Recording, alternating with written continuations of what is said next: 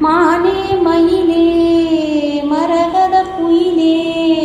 தேனே தெம்மாங்கே பூவே பொழுதே பொங்கி வரும் அமுதே காதில் கேட்டாயோ என் வாக்கே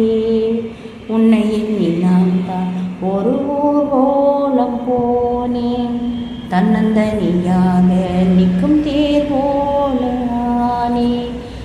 பூத்த சோலையிலே பொன்னான மாலையிலே